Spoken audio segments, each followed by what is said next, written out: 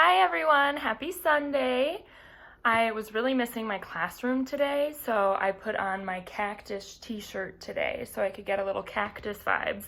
Those of you who know me or have seen my classroom, you know that it is filled with cactuses. So that's how I'm feeling today. I hope you all are doing great. I am going to read chapter 5 of Charlotte's Web. So settle in. Grab a blanket. I am currently sitting under my heated blanket because my house is a little cold today. So get comfortable, and I'm going to start reading. Chapter 5. I'm still not going to tell you the title of it quite yet. The night seemed long. Wilbur's stomach was empty and his mind was full. And when your stomach is empty and your mind is full, it's always hard to sleep. A dozen times during the night, Wilbur woke and stared into the blackness, listening to the sounds and trying to figure out what time it was. A barn is never perfectly quiet. Even at midnight, there's usually something stirring. The first time he woke, he heard Templeton gnawing a hole in the grain bin. Templeton's teeth scraped loudly against the wood and made quite a racket. That crazy rat, thought Wilbur. Why does he have to stay up all night grinding his clashers and destroying people's property? Why can't he just go to sleep like any decent animal? The second time Wilbur woke, he heard the goose turning on her nest and chuckling to herself. "What time is it?" whispered Wilbur to the goose. Probably, about 11:30, said the goose. "Why aren't you asleep, Wilbur?" "Too many things on my mind," said Wilbur. "Well," said the goose, "that's not my trouble. I have nothing at all on my mind, but I've too many things under my behind. Have you ever tried to sleep while sitting on 8 eggs? "No," replied Wilbur. "I suppose it is uncomfortable. How long does it take a goose egg to hatch?" Approximately 30 days all told," answered the goose. "But I cheat a little. On warm afternoons, I just pull a little straw over the eggs and go out for a walk." Wilbur yawned and went back to sleep. In his dreams, he heard again the voice saying, "I'll be a friend to you. Go to sleep. You'll see me in the morning." About half an hour before dawn, Wilbur woke and listened. The barn was still quiet. The sheep lay motionless. Even the goose was quiet. Overhead on the main floor, nothing stirred. The cows were resting, and the horses dozed. Templeton had quit working and gone off somewhere on an errand. The only sound was a slight scraping noise from the rooftop, where the weather vane swung back and forth. Wilbur loved the barn when it was like this, calm and quiet, waiting for light. Day is almost here, he thought. Through a small window, a faint gleam appeared. One by one, the stars went out. Wilbur could see the goose a few 100 feet away. Oh, I'm sorry, just a few feet away. Don't know why I added 100. She sat with head tucked under a wing. Then he could see the sheep and the lambs, and the sky lightened. "Oh, beautiful day! It is here at last! Today I shall find my friend!" Wilbur looked everywhere. He searched his pen thoroughly. He examined the window ledge, stared up at the ceiling, but he saw nothing new. Finally, he decided he would have to speak up. He hated to break the lovely stillness of dawn by using his voice, but he couldn't think of any other way to locate the mysterious new friend who was nowhere to be seen. So Wilbur cleared his throat. "Attention, please," he said in a loud, firm voice. "Will the party who addressed me at bedtime last night kindly make himself or herself known by giving an appropriate sign or signal?" Wilbur paused and listened. All the other animals lifted their heads and stared at him, and Wilbur blushed. But he was determined to get in touch with his unknown friend. "Attention, please," he said again. "I will repeat the message. Will the party who addressed me at bedtime last night kindly speak up? Please tell me where you are, if you are my friend." The sheep looked at each other in disgust. "Stop your nonsense, Wilbur," said the oldest sheep. If you have a new friend here, you are probably disturbing his rest. And the quickest way to spoil a friendship is to wake somebody up in the morning before he is ready. How can you be sure your friend is an early riser?" "I beg everyone's pardon," whispered Wilbur. "I didn't mean to be annoying." He lay down meekly in the manure, facing the door. He did not know it, but his friend was very near, and the old sheep was right. The friend was still asleep. Soon Lurvy appeared with slops for breakfast. Wilbur rushed out, ate everything in a hurry, and licked the trough. The sheep moved off down the lane. The gander waddled along behind them, pulling grass. And then, just as Wilbur was settling down for his morning nap, he heard again the thin voice that had addressed him the night before. "Salutations," said the voice. Wilbur jumped to his feet. "What?" he cried. "Salutations," repeated the voice. "What are they? And where are you?" screamed Wilbur. Please tell me where you are, and what are salutations?" "Salutations are greetings," said the voice. "When I say salutations, it's just my fancy way of saying hello or good morning.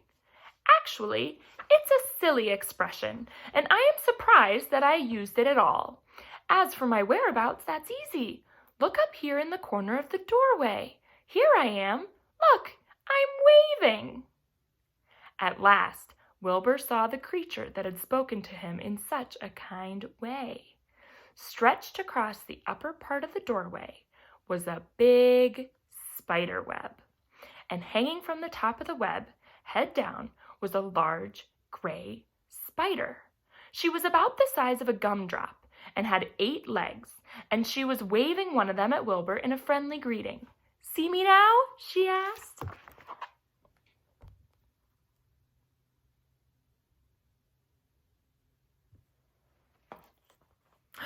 "Oh, yes, indeed," said Wilbur. "Yes, indeed. How are you? Good morning. Salutations. Very pleased to meet you. What is your name, please? May I have your name?"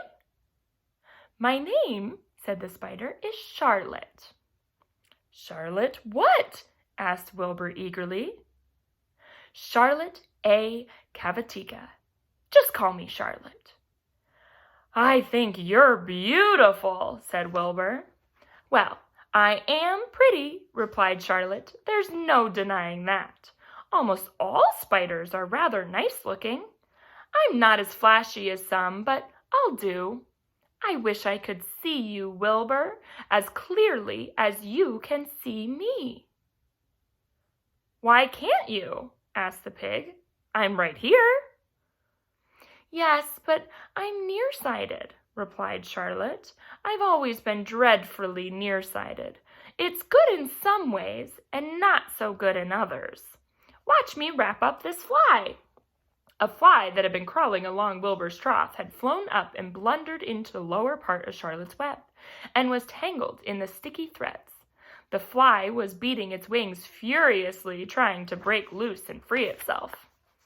"First," said Charlotte, "I dive at him." She plunged head first toward the fly.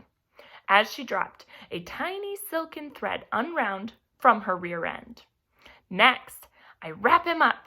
She grabbed the fly, threw a few jets of silk around it, and rolled it over and over, wrapping it so that it couldn't move. Wilbur watched in horror. There's a picture of Charlotte catching the fly. He could hardly believe what he was seeing, and although he detested flies, he was feeling sorry for this one. "There," said Charlotte. "Now I knock him out so he'll be more comfortable." And she bit the fly. "He can't see a thing now," she remarked. "He'll make a perfect breakfast for me." "You mean you eat flies?" gasped Wilbur. "Certainly. Flies, bugs, grasshoppers, choice beetles, moths, butterflies, tasty cockroaches, gnats, daddy longlegs, centipedes, mosquitoes, crickets. Anything that is careless enough to get caught in my web. I have to live, don't I?" "Why, Yes, of course, said Wilbur. Do they taste good? Delicious, of course. I don't really eat them. I drink them. I drink their blood. I love blood, said Charlotte, and her pleasant, thin voice grew even thinner and more pleasant. Don't say that, groaned Wilbur. Please don't say things like that. Why not? It's true. And I have to say what is true. I am not entirely happy about my diet of flies and bugs, but it's the way I'm made. A spider has to pick up a living somehow or another. And I happen to be a trapper. I just naturally build a web and trap flies and other insects. My mother was a trapper before me. Her mother was a trapper before her. And all our family have been trappers. Way back for thousands and thousands of years, we spiders have been laying for flies and bugs. It's a miserable inheritance, said Wilbur gloomily. He was sad because his new friend was so bloodthirsty. Yes, it is, agreed Charlotte, but I can't help it. I don't know how the first spider in the early days of the world happened to think up this fancy idea of spinning a web, but she did, and it was clever of her too. And since then, all of us spiders have had to work the same trick. It's not a bad pitch on the whole. It's cruel, replied Wilbur, who did not intend to be argued out of his position. Well, you can't talk, said Charlotte. You have your meals brought to you in a pail. Nobody feeds me. I have to get my own living. I live by my wits. I have to be sharp and clever or I'll go hungry. I have to think things out, catch what I can, take what comes, and it just so happens, my friend, that what comes is flies and insects and bugs. And furthermore, said Charlotte, shaking one of her legs, do you realize that if I didn't catch bugs and eat them, bugs would increase and multiply and get so numerous that they'd destroy the earth and wipe out everything? Really? Said Wilbur. I wouldn't want that to happen. Perhaps your web is a good thing after all. The goose had been listening to this conversation and chuckling to herself.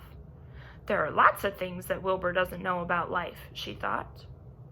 He's a really very innocent little pig. He doesn't even know what's going to happen to him around Christmas time.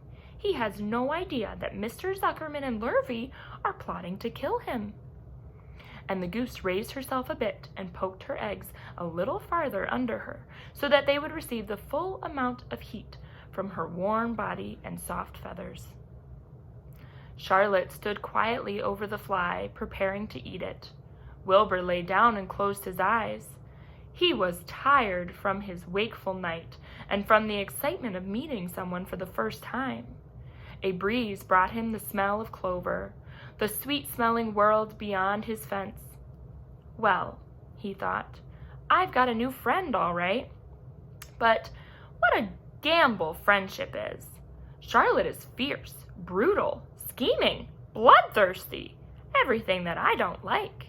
How can I learn to like her, even though she is pretty and, of course, clever? Wilbur was merely suffering the doubts and fears that often go with finding a new friend.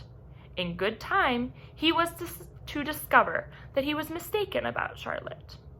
Underneath her rather bold and cruel exterior, she had a kind heart, and she was to prove loyal and true to the very end.